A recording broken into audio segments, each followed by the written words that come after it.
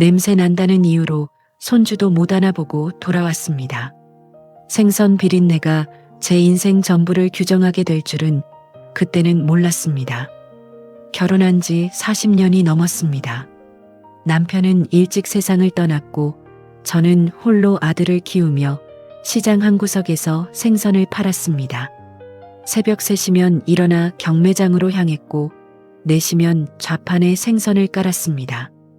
손은 늘 차가웠고 옷에서는 늘 바다 냄새가 나는 일상이었습니다.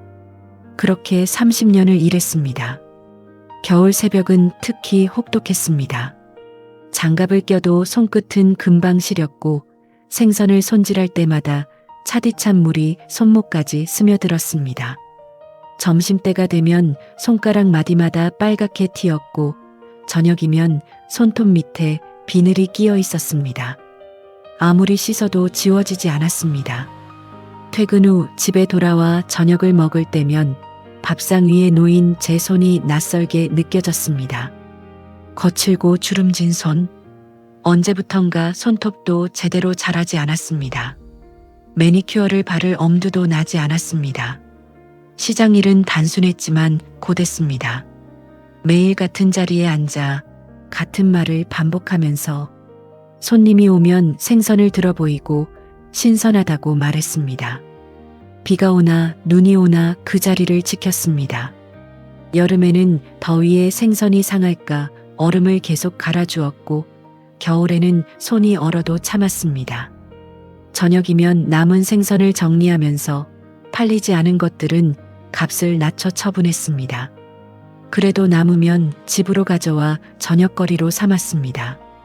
생선을 싫어하게 된 이유 중 하나였으며 먹어도 끝이 없었습니다. 아들이 대학을 졸업하고 직장을 다니기 시작했을 때 저는 안도했습니다. 이제 조금은 쉴 수 있겠다고 생각했는지도 모릅니다. 하지만 아들이 결혼을 한다고 했을 때 저는 다시 새벽 시장으로 향했습니다. 신혼집 전세금이 필요하다는 말을 들었을 때 저는 망설이지 않았습니다. 그때부터 저는 더 열심히 장사를 했고 주말에도 명절에도 쉬지 않았습니다. 손님이 적은 날에는 다른 시장으로 자리를 옮겨가며 생선을 팔았습니다. 허리가 아파도 참았고 무릎이 시려도 견뎠습니다. 2년이 걸렸습니다. 5천만 원을 모으는데 2년이 걸렸습니다. 며느리를 처음 본 날을 기억합니다. 깔끔한 원피스에 단정하게 묶은 머리, 그리고 은은한 향수 냄새. 며느리의 손은 부드러웠고 제 손과는 너무나 달랐습니다. 거친 제 손바닥이 며느리의 부드러운 손을 잡는 순간 저는 괜히 손을 주머니에 넣고 싶었습니다. 인사를 나누는 동안 며느리는 상냥했습니다. 하지만 눈빛이 제 손에 머무는 시간이 조금 길었습니다. 아주 짧은 순간이었지만 저는 느꼈습니다. 며느리는 제 손을 보고 있었습니다. 손톱 밑에 낀 비늘 자국을, 갈라진 손가락 마디를. 집에 돌아와 거울을 보니 얼굴은 거칠었고 바람에 그을린 피부, 깊게 패인 주름. 저는 그때 생각했습니다. 며느리 눈에 저는 어떻게 보였을까? 결혼식 날 저는 평소보다 일찍 일을 마치고 미용실에 갔습니다. 머리를 하고 새 옷을 입고 거울을 보니 조금은 나아 보였습니다. 하지만 손은 여전히 거칠었습니다. 손톱을 정리하고 핸드크림을 여러 번 발랐지만 갈라진 틈은 메워지지 않았습니다. 결혼식장에서 저는 가만히 앉아서 둘러보니 하객들은 화려했습니다. 며느리 쪽 하객들은 특히 그랬습니다. 깔끔한 정장과 드레스, 그리고 세련된 분위기. 저는 제 옷이 초라하게 느껴졌습니다. 식이 끝나고 사진을 찍었습니다. 양가 가족과 함께 찍는 사진이었는데 안사도는 우아했습니다. 자세도 좋았고 웃는 모습도 품위가 있었습니다. 저는 어색하게 서 있었습니다. 손을 어디에 둬야 할지 몰라 계속 옷자락을 만졌습니다. 사진사가 자연스럽게 웃으라고 했지만 입가에 웃음이 걸리지 않았습니다. 신혼집 전세금을 전하는 날 저는 은행에서 바로 아들을 만나서 5천만 원이 든 봉투를 건넸습니다. 아들은 고맙다고 했고 며느리도 옆에서 고개를 숙였습니다. 고마워하는 마음과 당연하다는 느낌, 그리고 안도의 표정이 보였습니다. 집에 돌아와 통장을 들여다보니 잔액은 거의 없었습니다. 2년 동안 모은 돈이 한순간에 사라졌지만 아깝다는 생각은 들지 않았습니다. 아들이 행복하면 됐습니다. 결혼 후 몇 달이 지났고 저는 가끔 아들네 집에 들렀습니다. 반찬을 만들어 가지고 갔습니다. 현관문을 열면 며느리가 맞아주었습니다. 반갑게 대했지만 어딘가 형식적이었습니다. 반찬을 냉장고에 넣으려고 하면 며느리가 받아서 넣었습니다. 부엌에 들어오지 않아도 된다는 듯이 거실에 앉아 차를 마시는 동안 며느리는 친절했습니다. 하지만 오래 머물지 말라는 신호를 계속 보냈습니다. 시계를 자주 보았고 할 일이 있다는 말을 몇 번이나 했습니다. 1년쯤 지났을 때 며느리가 임신을 했고 저는 너무 기뻤습니다. 손주를 본다는 것, 그 생각만으로도 가슴이 벅찼습니다. 지난 30년의 고생이 헛되지 않다고 느껴졌습니다. 아들이 전화를 해서 집을 넓혀야 한다고 했습니다. 아기 방이 필요하다고 했습니다. 전세금을 올려야 한다는 말에 통장을 확인해 보니 1,000만 원 정도가 있었습니다. 다시 일을 시작한 뒤로 조금씩 모은 돈이었습니다. 허리가 아파도 참고 무릎이 아파도 견디며 모은 돈이었습니다.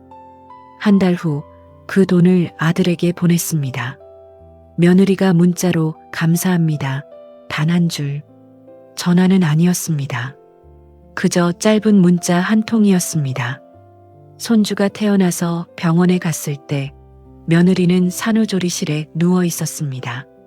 저는 준비해간 미역국을 내밀었습니다. 새벽부터 일어나 정성껏 끓인 국이었습니다. 며느리는 고개를 저었습니다. 산후조리원에서 다 해준다고 했습니다. 제가 준비한 국은 그대로 집으로 가져왔고 아기를 보여달라고 했습니다. 간호사가 유리창 너머로 아기를 안고 와 보여주었는데 작고 붉은 얼굴을 한참 보고 있었습니다. 안고 싶었지만 유리창 너머였습니다. 30분 정도 있다가 나왔습니다. 며느리가 쉬어야 한다고 했습니다. 복도를 걸어 나오는데 다른 산모의 방에서는 웃음소리가 들렸습니다. 가족들이 모여 아기를 축하하고 있었는데 혼자 돌아가는 엘리베이터를 탔습니다. 산후조리원을 나온 뒤에도 자주 가지 못했습니다. 며느리가 미리 연락하고 오라고 했습니다. 아기를 재우는 시간이 있고 수유 시간이 있다고 했습니다. 그래서 저는 일주일에 한 번 토요일 오후에만 갔습니다. 갈 때마다 손에는 과일이나 반찬을 들고 갔습니다. 하지만 며느리는 대부분 현관에서 받았습니다. 안으로 들어오라는 말이 점점 줄어들고 들어가도 오래 머물 수 없었습니다. 아기가 곧 잘 시간이라거나 손님이 올 예정이라거나 이유는 항상 있었습니다. 어느 날 아들이 미리 연락하고 오라고 갑자기 오면 불편하다고 하더군요. 저는 알았다고 했습니다. 하지만 가슴 한편이 서늘했습니다. 제 아들이 저에게 미리 연락하라고 말하는 것, 제 손주가 있는 집에 허락을 받고 가야 하는 것, 그것이 낯설었습니다. 손주가 돌이 되던 해 저는 시장 일을 그만뒀습니다. 허리가 더 이상 버티지 못했고 무릎도 한계였습니다. 30년을 서서 일한 대가였습니다. 일을 그만두고 나니 시간이 많아서 집에 혼자 있으면 손주 생각이 났습니다. 전화를 했지만 며느리는 바쁘다고 했고 아들도 회사 일이 많다고 했습니다. 주말에도 연락이 되지 않는 날이 많았습니다. 가족 나들이를 간다거나 친정 부모님을 만난다거나 이유는 항상 있었습니다. 저는 점점 전화를 덜 하게 되었습니다. 어느 추운 겨울날 저는 예고 없이 아들 집을 찾아갔습니다. 손주가 너무 보고 싶었습니다. 손에는 따뜻한 호빵을 들고 손주가 좋아할 거라는 생각을 하며 초인종을 눌렀습니다. 잠시 후 문이 열렸는데 며느리가 놀라서 표정이 굳었습니다. 그리고 조금 당황한 듯 오늘 온다고 말씀 안 하셨다고. 저는 그냥 지나가다 들렀다고 했습니다. 며느리는 잠시 망설이다가 문을 열어주었습니다. 거실은 따뜻했고 손주는 놀이방에서 장난감을 가지고 놀고 있었습니다. 저는 손주에게 다가갔습니다. 안고 싶었습니다. 그 순간 손을 씻고 안으라고 요즘 독감이 유행이라고 말하네요. 화장실 거울에 비친 제 모습이 초라했습니다. 낡은 패딩 점퍼, 거친 손, 그리고 피곤한 얼굴.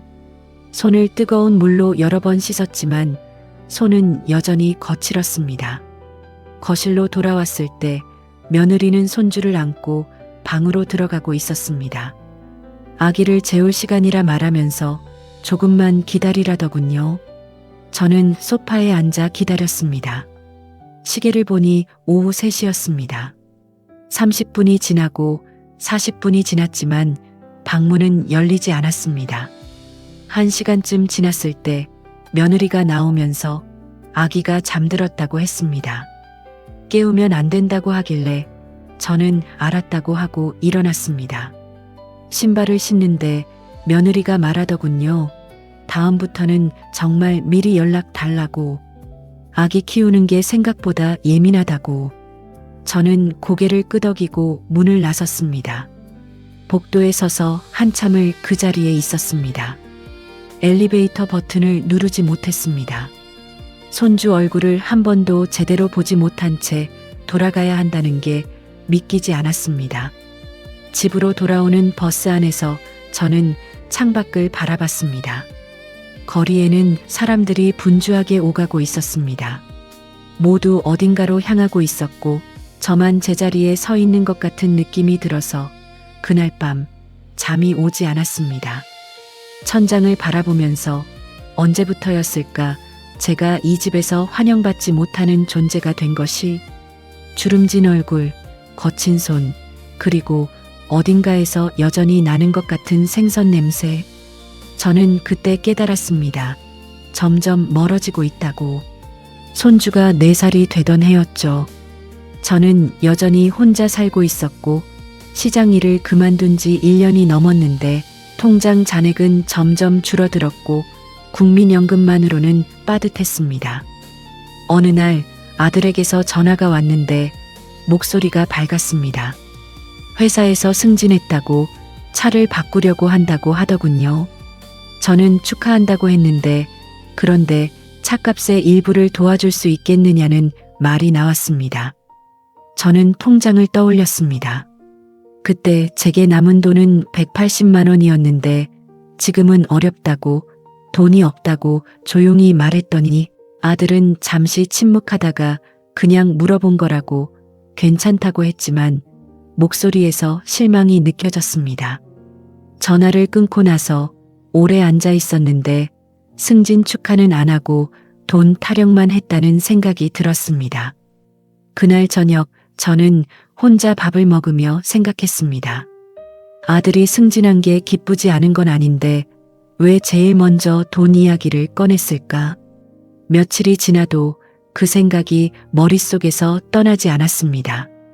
크리스마스에 저는 손주를 위해 작은 선물을 샀는데 25,000원짜리 장난감이었지만 제 형편에는 부담스러운 금액이었고 택배로 보냈습니다. 사흘이 지났는데 답장이 없었고 일주일이 지났는데도 아무 소식이 없어서 혹시 택배가 안 갔나 싶어 조회를 해봤더니 배송 완료라고 떠있더군요. 받아는 봤다는 뜻이었습니다. 열흘쯤 지나서 며느리에게서 짧은 문자가 왔는데 고맙다는 말 한마디뿐이었습니다. 저는 핸드폰을 들고 한참을 그 문자를 바라봤습니다. 25,000원이 제게는 큰 돈이었는데 며느리에게는 그저 그런 선물이었겠죠. 설날이 이틀 앞으로 다가왔을 때 저는 아들에게 먼저 연락을 했습니다. 설에 가도 되겠느냐고. 전화를 걸 때 손이 떨렸습니다. 왜 제가 제 아들네 집에 가는데 허락을 구해야 하나 싶었지만 그래도 전화를 했습니다. 아들은 잠시 뜸을 들이다가 올해는 며느리 친정에서 지내기로 했다고 작년에 시댁에서 지냈으니 올해는 친정 차례라고 하더군요. 저는 알았다고 하고 그럼 명절 지나고 가도 되겠느냐고 물었는데 아들은 또 뜸을 들이다가 그땐 처가댁 식구들이 며칠 더 있을 거라고 정신없을 것 같다고 했습니다. 저는 더 이상 묻지 않았습니다. 알았다고만 하고 전화를 끊었는데 손에 든 핸드폰이 무겁게 느껴졌습니다.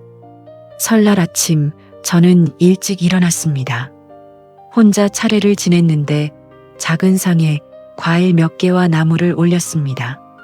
남편의 사진 앞에 혼자 앉아 이게 뭐 하는 짓인가 싶었죠. 혼자 절하고 혼자 밥 먹고 떡국을 끓였는데 혼자 먹자니 입맛이 없었습니다. 한 그릇을 다 먹지 못하고 반쯤 남겼습니다. TV를 켰는데 명절 특집 프로그램이 나왔습니다. 가족들이 모여 웃고 떠드는 모습이 화면 가득 펼쳐졌습니다. 저는 TV를 껐습니다. 오후가 되어 아들에게서 전화가 왔습니다. 명절 잘 지내시냐고 형식적인 인사였고 뒤에서 웃음소리가 들렸는데 며느리 가족들인 것 같았습니다.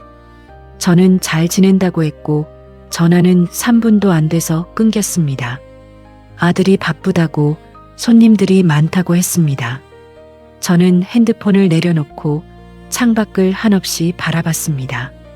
그날 저녁 저는 처음으로 생각했습니다. 이렇게까지 해서 연락을 유지해야 하나. 얼음이 녹기 시작할 무렵 아들에게서 급한 전화가 왔습니다. 목소리가 다급했는데 손주가 아파서 병원에 입원했다고 급하게 돈이 필요하다고 하더군요. 저는 놀라서 얼마나 아픈 거냐고 뭐가 문제냐고 물었는데 크게 아픈 건 아니지만 검사를 여러 개 해야 한다고 200만 원 정도 필요하다고 했습니다. 저는 통장을 떠올렸습니다. 150만 원 남짓 남아 있었는데 그 돈은 제 병원비와 생활비로 아껴두고 있던 돈이었습니다. 몇 달을 아껴 모은 돈이었습니다. 저는 조심스럽게 지금 당장은 어렵다고 조금 있다가 연금 들어오면 그때 보내줄 수 있다고 말했는데 아들은 급한데 어쩌냐고 카드값도 밀려 있어서 당장 필요하다고 하더군요. 저는 미안하다고 정말 지금은 없다고 했더니 아들의 목소리가 차갑게 식으면서 엄마는 항상 그렇다고 필요할 때는 없다고 하신다고 하더군요. 그 말을 듣는 순간 저는 할 말을 잃었습니다. 아들은 계속해서 그동안 많이 보태준 것도 아니면서 이제 조금 도와달라니까 없다고 하면 어떡하냐고 했습니다. 저는 떨리는 목소리로 정말 지금은 없다고 통장에 150만 원밖에 없고 그것도 제 병원비라고 말했는데 아들은 한숨을 쉬며 그럼 그 돈이라도 보내달라고 손주 아픈데 어쩌냐고 하더군요. 저는 대답하지 못했습니다. 그 돈마저 보내면 저는 어떻게 살아야 하나? 다음 달 병원 검진은 어떻게 가야 하나? 약은 또 어떻게 사야 하나? 침묵이 흘렀습니다. 아들이 먼저 됐다고 다른 데 알아본다고 하고 전화를 끊었습니다. 저는 핸드폰을 들고 한참을 그대로 앉아 있었는데 손이 떨렸습니다. 가슴이 답답했고 숨이 제대로 쉬어지지 않았습니다. 그날 밤 잠을 이루지 못했습니다. 손주가 아프다는데 돈을 안 보낸 제가 나쁜 할머니 같았습니다. 하지만 그 돈을 보내면 제가 살 수 없다는 것도 알고 있었습니다. 다음 날 아침 결국 저는 은행에 갔습니다. 그 150만 원을 찾아서 아들에게 보냈습니다. 통장에 남은 돈은 3만 원이었습니다. 며느리에게서 문자가 왔는데 짧은 감사 인사뿐이었습니다. 저는 답장을 보내지 않았습니다. 한 달 후 저는 병원에 가야 했는데 정기 검진 날이었지만 통장에 돈이 없었습니다. 저는 병원에 전화를 걸어 예약을 취소했습니다. 간호사가 건강 때문에 꼭 오셔야 한다고 했지만 저는 다음 달에 온다고 하고 전화를 끊었습니다. 약도 떨어졌지만 다시 사지 못했습니다. 혈압약이었는데 며칠 정도는 괜찮겠지 싶었습니다. 더위가 시작될 무렵이었습니다. 낮 기온이 30도를 넘는 날이 많아졌는데 저는 전기세를 아끼려고 에어컨을 켜지 않았고 선풍기만 틀고 지냈습니다. 더위가 견디기 힘들었는데 땀이 계속 났고 어지러운 날도 많았습니다. 밥을 굶는 날도 생겼는데 한 끼를 먹으면 다음 끼를 거르는 시기였습니다. 쌀이 떨어졌는데 돈이 없어서 못 샀습니다. 냉장고에 남은 반찬으로 며칠을 버텼습니다. 그러던 어느 날 며느리의 SNS를 우연히 보게 되었습니다. 누군가 링크를 보내줬는데 손주 생일 파티 사진이 올라와 있었습니다. 화려한 케이크, 캐릭터 풍선 장식, 많은 선물들이 보였고 댓글이 수십 개 달려 있었습니다. 저는 사진을 한 장 한 장 넘기며 봤는데 손주가 환하게 웃고 있었고 친구들이 많이 와 있었습니다. 한 댓글이 눈에 들어왔습니다. 생일 파티 대박이라고 비용 엄청 들었겠다고 하자 며느리가 댓글로 우리의 생일인데 이 정도는 해줘야 한다고 웃는 이모티콘을 달았더군요. 저는 핸드폰을 천천히 내려놓았습니다. 200만 원이 급하게 필요하다던 그 돈, 손주 병원비라던 그 돈, 검사비가 급하다던 그 돈. 저는 웃음이 나왔습니다. 비웃음이었습니다. 그리고 눈물도 났습니다. 저는 세수를 하려고 화장실에서 거울을 보는데 거울 속 제 모습은 초라했습니다. 살이 빠져서 옷이 헐렁했고 얼굴은 핏기가 없었습니다. 제가 굶으며 보낸 그 돈이 생일 파티에 쓰였다는 게 믿기지 않았습니다. 나뭇잎이 물들기 시작할 무렵 손주가 5살이 되었습니다. 생일이었지만 저는 아무것도 보내지 않았습니다. 보낼 돈도 없었지만 보내고 싶지도 않았습니다. 며칠 후 아들에게서 전화가 왔는데 왜 생일 선물을 안 보냈느냐고 손주가 할머니 선물은 없냐고 물어봤다고 하더군요. 저는 잠깐 말을 멈췄다가 지금 형편이 어렵다고 대답했는데 아들이 한숨을 쉬며 에휴 엄마 그 정도는 해주셔야 하는 거 아니냐고 손주 생일인데 어쩌냐고 했습니다. 그 말을 듣는 순간 뭔가가 툭 끊어지는 느낌이었습니다. 저는 형편이 어렵고 통장에 돈이 없다고 다시 말했더니 아들의 목소리가 짜증 섞여서 맨날 돈 없다고만 하시면 어떡하냐고 우리도 애 키우느라 힘든데 이해 좀 해달라고 하더군요. 저는 천천히 말했습니다. 그래, 내가 돈이 없어서 미안하구나. 이제 더 이상은 기대하지 말라고. 아들이 뭐라 말하려 했지만 저는 전화를 끊었습니다. 그날 밤 저는 오래 생각했습니다. 제가 이 집안에서 어떤 존재인가. 돈 줄 때는 고맙고 없으면 쓸모없는 사람. 손주를 보고 싶다고 하면 귀찮고 돈 필요하면 찾는 사람. 제가 평생 일해서 아들에게 다 주었는데 이제 제게 남은 건 아무것도 없었습니다. 돈도 없고 건강도 없고 존중도 없었습니다. 첫눈이 내리던 날 아들에게서 연락이 왔습니다. 이번 설에는 집에서 지낸다고 오라고 했습니다. 저는 갑자기 왜 오라고 하느냐고 물었는데 아들은 그래도 명절인데 오시라고 했습니다. 저는 잠시 생각하다가 아니다. 나는 집에서 지낼 거라고 대답했더니 아들이 놀란 듯 왜 명절인데 혼자 계시냐고 물었습니다. 저는 조용히 말했습니다. 이제 괜찮아. 혼자 있는 게 편하다고. 아들은 뭐라 말하려다가 그냥 알았다고 했고 전화가 끊겼습니다. 설날 아침 저는 혼자 차례를 지냈습니다. 작은 상에 과일 몇 개를 올리고 사진 속 남편에게 말했습니다. 여보, 나 이제 놓아도 될 것 같다고, 더 이상 매달리지 않을 거라고. 떡국을 끓여 먹었는데 혼자 먹는 떡국이었지만 예전처럼 서럽지는 않았고 그냥 담담했습니다. 저녁 무렵 아들에게서 사진이 왔습니다. 온 가족이 모여 찍은 사진이었는데 며느리 가족들도 함께 있었고 모두 환하게 웃고 있었습니다. 그 속에 저는 없었습니다. 저는 사진을 보다가 핸드폰을 내려놓았고 거울을 봤습니다. 예전처럼 초라해 보이지는 않았고 그저 나이든 여자의 얼굴이었습니다. 저는 그날 밤 결심했습니다. 더 이상 기다리지 않기로, 더 이상 바라지 않기로, 더 이상 미안해하지 않기로 말입니다. 1년이 지났습니다. 저는 여전히 혼자 살고 있었지만 많은 것이 달라져 있었습니다. 아들에게서 가끔 전화가 왔지만 저는 짧게 받았고 안부 정도만 물어보고 끊었는데 돈 이야기가 나오면 없다고 잘라 말했습니다. 더 이상 미안해하지 않았습니다. 제가 돈이 없는 게 잘못이 아니라는 걸 이제는 알고 있었습니다. 따뜻한 바람이 불기 시작할 무렵 저는 구청 복지과에 갔습니다.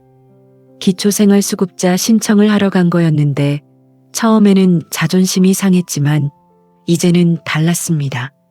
살아야 했으니까요. 대기실에 앉아 번호표를 받고 기다렸는데 주변에 저 같은 노인들이 많았습니다. 다들 비슷한 이유로 여기 온 거겠죠.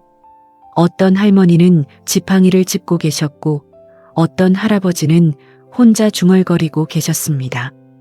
제 번호가 불렸습니다. 담당 공무원이 친절하게 안내해 주었는데 자식이 있으면 어렵다고 부양 의무자 기준 때문이라고 했습니다. 저는 그럼 어떻게 해야 하느냐고 물었는데 자식이 부양 의무 포기 각서를 써주면 가능하다고 했습니다.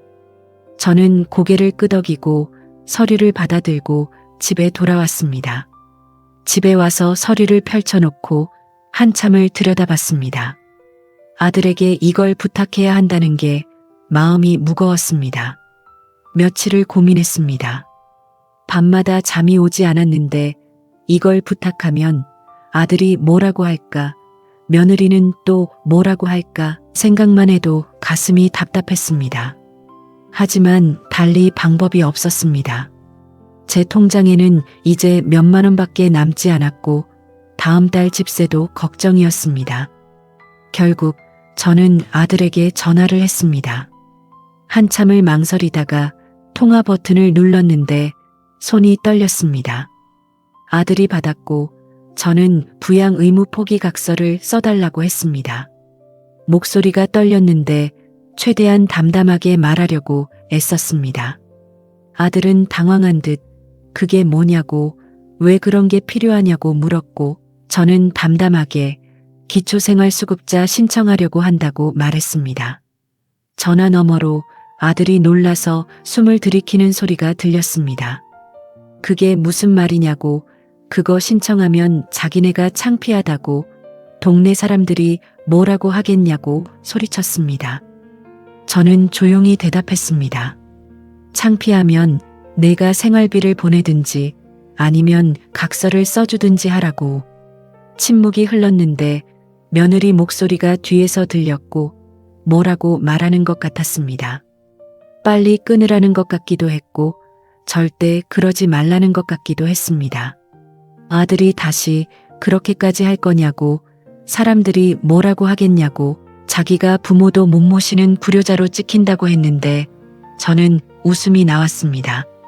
사람들이 걱정되면 그동안 나한테 잘했어야지 각서 써줄 거냐 말 거냐고 물었습니다.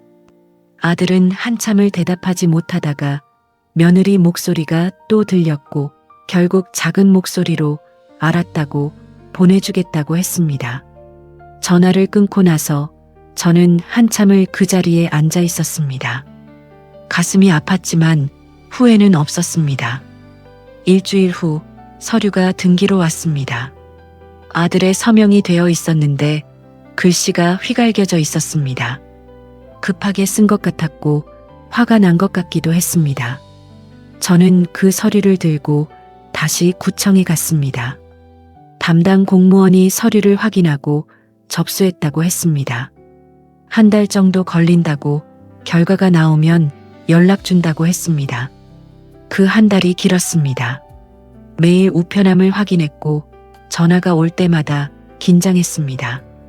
한 달 후 기초생활수급자로 선정되었다는 통지서가 왔습니다. 매달 50만 원 정도가 나온다고 했는데 적은 돈이었지만 저에게는 큰 돈이었습니다. 이제 굶지 않아도 되었고 병원도 갈 수 있었고 집세 걱정도 덜었습니다. 저는 통지서를 들고 한참을 울었습니다. 기쁜 눈물이었는지 서러운 눈물이었는지 저도 잘 모르겠습니다. 해가 길어지고 날씨가 더워지기 시작할 무렵 저는 동네 복지관에 등록을 했습니다. 거기서 노인 일자리 사업을 한다고 했는데 공원 청소, 급식 보조일이었고 한 달에 30만 원을 주었습니다.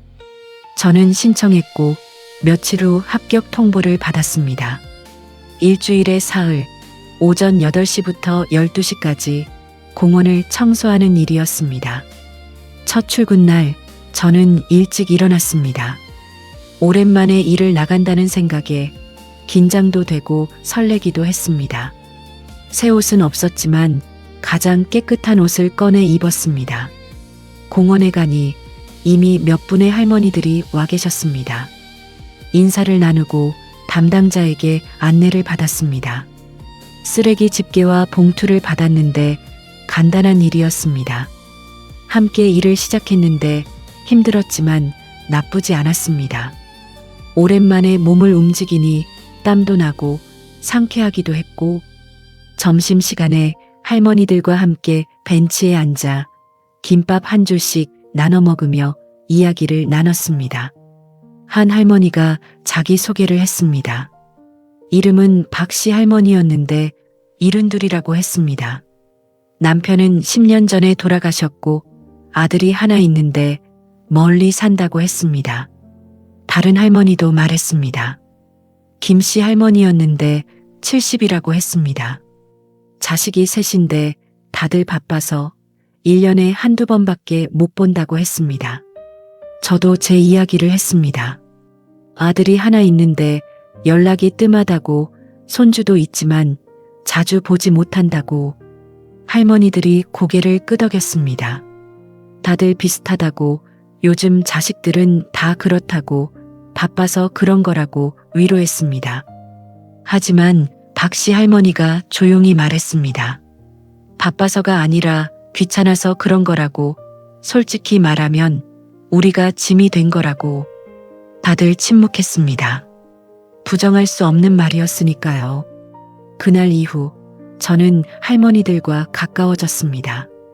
일주일에 사흘 함께 일하고 함께 밥 먹고 이야기를 나눴습니다. 혼자가 아니라는 게 위로가 되었습니다.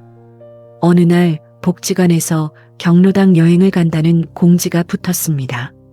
1년에 한 번 하루 일정으로 가는 여행이었는데 비용은 무료였고 점심도 제공된다고 했습니다.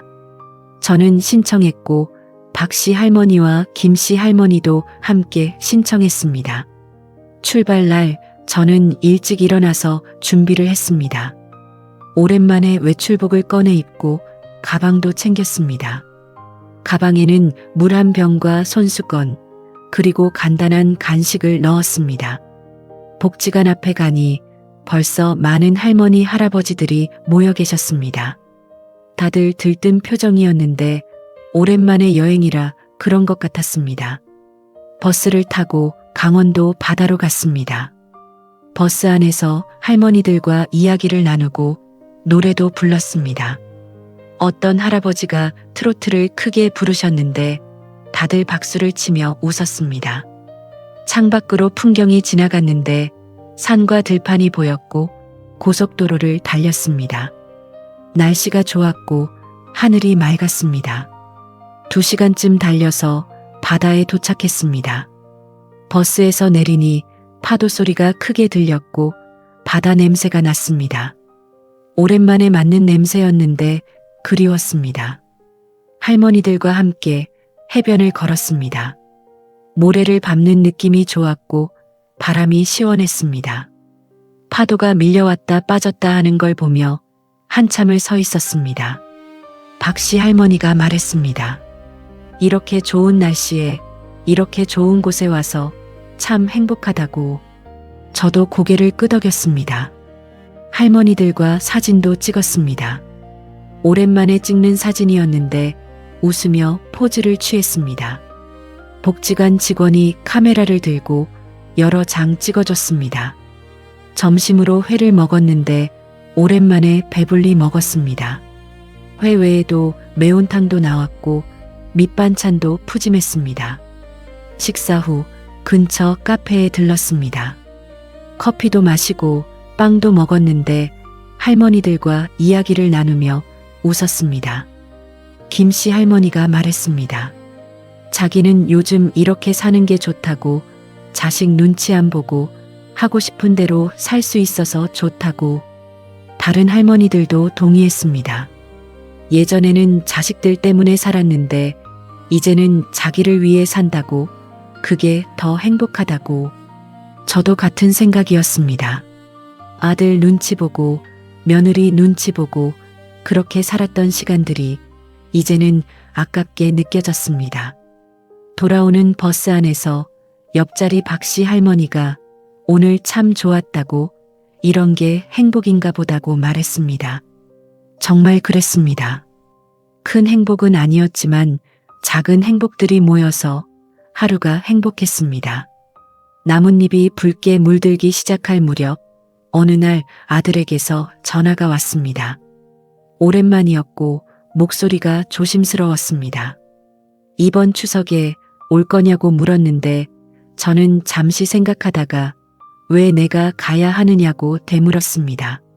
아들이 당황한 듯 그래도 명절인데 어쩌냐고 했고 저는 조용히 너희끼리 편하게 지내라고, 나는 괜찮다고 말했습니다. 아들이 뭐라 말하려다가 멈추더니 화났느냐고 물었습니다. 저는 웃으며 아니라고, 화난 거 아니고 그냥 이제 나도 내 삶을 살고 싶어서 그렇다고 했습니다. 아들이 무슨 말이냐고 했고 저는 너도 내 가족이 있고 나도 내 삶이 있는 거니까 서로 부담 갖지 말고 살자고 말했습니다. 침묵이 흘렀는데 아들이 작게 알았다고 했고 더 이상 할 말이 없는 듯 전화를 끊었습니다. 전화를 끊고 나서 저는 창밖을 바라봤습니다. 가을 하늘이 높고 맑았는데 가슴이 후련했습니다. 추석날 저는 복지관 경로당에서 시간을 보냈습니다. 명절이라 사람이 많지 않았지만 몇몇 할머니들이 나와 있었는데 다들 혼자 사는 분들이었습니다. 우리는 함께 전을 부치고 송편을 만들었습니다. 누가 먼저랄 것도 없이 다들 솜씨가 좋았는데 오랜만에 하는 일이라 손이 서툴기도 했습니다. 박씨 할머니가 파전을 부치고 김씨 할머니가 동그랑땡을 만들었고 저는 송편을 빚었습니다. 함께 만든 음식을 상에 차려놓고 함께 먹었습니다. 누가 먼저랄 것도 없이 다들 웃었는데 웃다 보니 눈물도 났습니다. 한 할머니가 이게 뭐라고 눈물이 나냐고, 우리 참 그렇다고 했고 다들 웃으며 눈물을 닦았습니다. 서로를 위로했는데 우리가 있잖냐고, 우리끼리라도 행복하게 지내자고, 이게 진짜 가족 아니냐고. 그날 저는 깨달았습니다. 가족이 꼭 피부치만은 아니라는 것을, 마음이 통하는 사람들이 진짜 가족일 수도 있다는 것을. 첫눈이 내리기 시작할 무렵 어느 날 아들에게서 문자가 왔습니다. 손주가 할머니 보고 싶다고 한번 와줄 수 있느냐고 했습니다. 저는 한참을 문자를 보다가 나 요즘 바빠서 어려울 것 같다고, 미안하다고 답장을 보냈습니다. 거짓말이었는데 바쁘지 않았지만 가고 싶지 않았습니다. 집 가서 또 냉대받고 싶지 않았고 또 상처받고 싶지 않았으니까요. 아들이 다시 문자를 보냈습니다. 제발 손주가 계속 할머니 얘기한다고 할머니 선물도 그렸다고 했습니다. 저는 한참을 고민하다가 그럼 손주 데리고 우리 집으로 와라. 내가 준비할 테니까 라고 답장을 보냈습니다. 답장이 없었습니다. 하루가 지나도 이틀이 지나도 답장이 없었습니다. 저는 알았습니다. 아들은 며느리 눈치를 보고 있는 거였고 며느리가 싫다고 하면 오지 못하는 거였습니다. 며느리는 아마 시어머니네 집은 좁고 낡았고 위생적이지 않다고 생각할 거였습니다. 저는 더 이상 기다리지 않았습니다. 그냥 그러려니 했습니다. 이제는 익숙했습니다. 복지관에서 크리스마스 파티를 한다는 공지가 붙었습니다. 저는 참석 신청을 했고 파티날 복지관에 갔습니다. 홀이 예쁘게 꾸며져 있었고 트리도 있었고 풍선도 많았습니다. 케이크를 먹고 노래를 불렀는데 산타 모자를 쓰고 사진도 찍었고 할머니들과 손을 잡고 춤도 췄습니다. 오랜만에 마음껏 웃고 떠들었는데 나이를 잊은 것 같았습니다. 그냥 즐거웠고 행복했습니다. 집에 돌아와 그날 찍은 사진을 봤습니다. 사진 속 제 얼굴은 웃고 있었는데 주름이 많았지만 행복해 보였습니다. 저는 그 사진을 핸드폰 배경화면으로 설정했습니다. 가끔씩 핸드폰을 볼 때마다 그날의 행복이 떠올랐습니다. 새해가 밝았습니다. 명절에 아들에게서 연락이 와서 오라고 했지만 저는 거절했습니다. 복지관에서 명절 행사를 한다고 거기 가기로 했다고 말했더니 아들이 놀란 듯 명절인데 가족이랑 보내야 하는 거 아니냐고 물었습니다. 저는 웃으며 나도 이제 내 가족이 있다고 복지관 할머니들이 내 가족이라고 대답했습니다. 아들이 엄마라고 불렀지만 저는 너도 내 가족이랑 행복하게 지내라고 나도 내 방식대로 살겠다고 하고 전화를 끊었습니다. 설날 저는 복지관에서 시간을 보냈습니다. 떡국을 먹고 윷놀이를 했는데 할머니들과 복주머니도 나눴고 세배도 주고받았습니다. 웃음이 끊이지 않았고 시간이 어떻게 가는지 몰랐습니다. 작은 행복이었지만 충분했습니다. 꽃이 피기 시작할 무렵 손주가 7살이 되었다는 소식을 들었습니다. 초등학교에 입학했다는데 며느리 SNS를 통해 알게 되었습니다. 교복을 입은 손주의 사진이 올라와 있었는데 많이 컸더군요. 이제는 아기가 아니었고 의젓한 얼굴이었습니다. 저는 사진을 한참 보다가 창을 닫았습니다. 축하 문자를 보낼까 생각했지만 그러지 않았습니다. 어색할 것 같았고 답장도 오지 않을 것 같았으니까요. 더위가 시작될 무렵 어느 날 아들이 갑자기 찾아왔습니다. 미리 연락도 없었는데 초인종을 눌렀을 때 저는 놀랐습니다. 문을 열자 아들이 서 있었습니다. 혼자였는데 며느리도 손주도 없었습니다. 들어오라고 해서 거실에 앉혔습니다. 차를 내왔는데 아들은 어색하게 앉아 있었습니다. 한참을 침묵이 흐르다가 아들이 요즘 어떻게 지내느냐고 물었습니다. 저는 보다시피 잘 지낸다고 복지관도 다니고 일도 하고 친구들도 많이 생겼다고 했습니다. 아들이 고개를 숙였습니다. 한참을 그러고 있다가 작은 목소리로 죄송하다고 했습니다.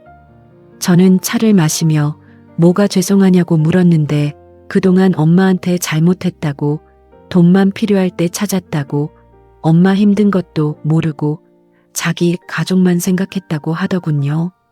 저는 잔을 내려놓으며 이제 와서 그런 말 해봤자 소용없다고 지나간 일이라고 말했습니다. 아들이 엄마라고 불렀지만 저는 너도 이제 아버지 됐잖냐고 내 가족 챙기고 나는 나대로 살겠다고 했습니다.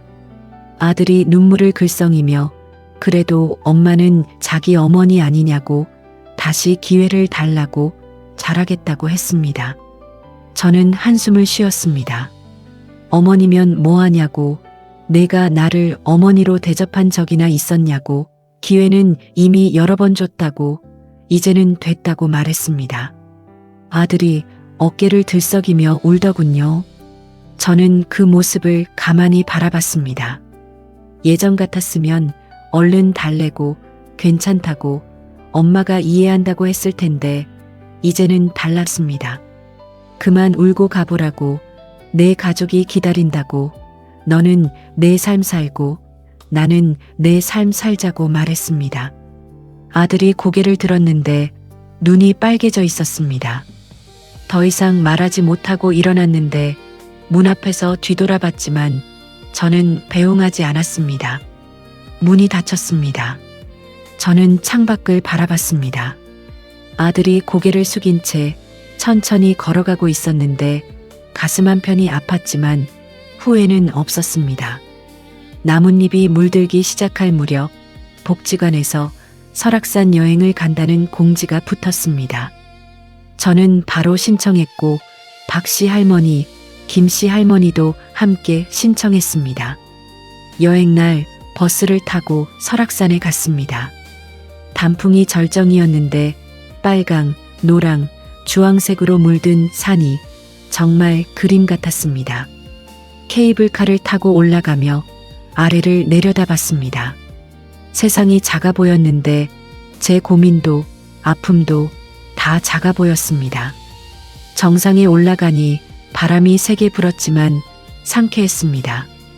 할머니들과 김밥을 먹으며 웃었습니다.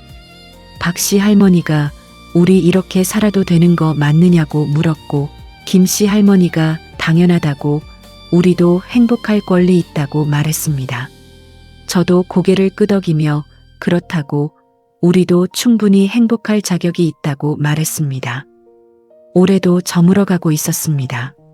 살다 보니 옳고 그름보다 더 중요한 게 있다는 걸 알게 되었습니다.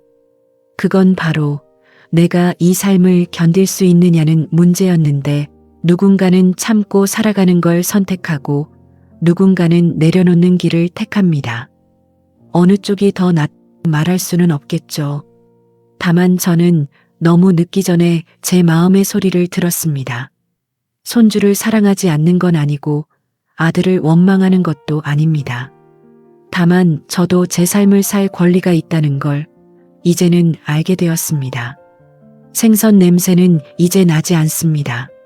손은 여전히 거칠지만 그것이 부끄럽지 않은데 이 손으로 제 삶을 읽어왔으니까요. 지금 이 순간에도 저는 그 선택을 조용히 받아들이며 살아가고 있습니다. 여기까지 긴 이야기 들어주셔서 감사합니다. 여러분의 좋아요와 댓글 하나하나가 제게 큰 힘이 됩니다. 다음에도 좋은 이야기로 찾아뵙겠습니다.